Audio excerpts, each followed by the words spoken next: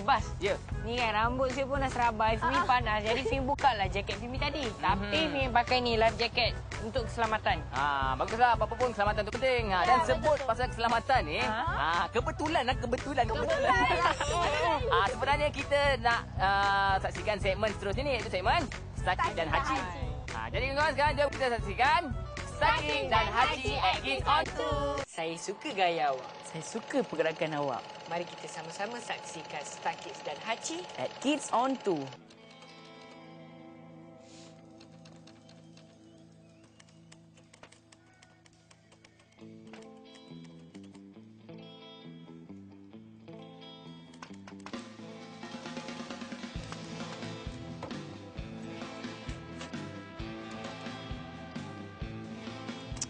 Stakik. Tadi saya ada terfikir. Awak pernah tak duduk dekat rumah seorang-seorang?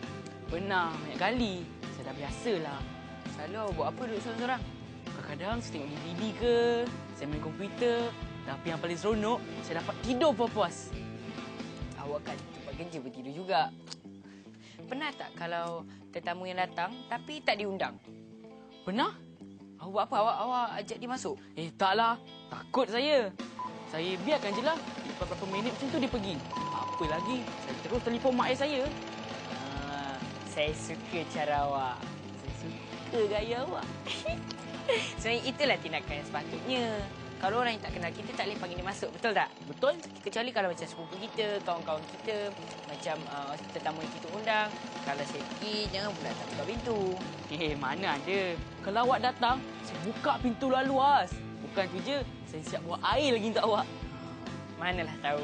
Apa kata awak sampah-sampah, apa tu saya buat kerja? Tak apa. Saya banyak kerja lagi ni. Awak sambung je lah. Yelah. Jom. Wah, apa jom, Mas? Ya. Duduk. Yo. Cantiknya. Besarnya. Sana.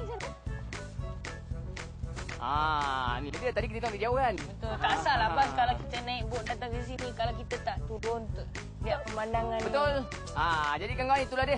Bukan itulah dia. Inilah dia dari dekatnya. Pemandangan Hotel Palace of the Golden Horses. Yang tu kuda emas tu nampak. Jadi kawan-kawan boleh datang sini dapatkan aktiviti-aktiviti yang menarik di sini.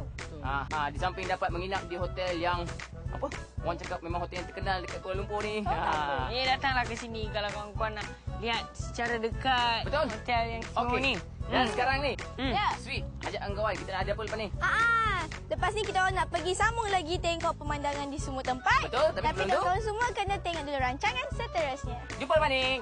Jom naik bot balik. Jom. Kamu naik dulu. Jaket pakai. Pakai tu. Ya, baru nak pakai ni. Bang, tunggu jap bang. Ada kamera tak? Pinjam kamera nak takut.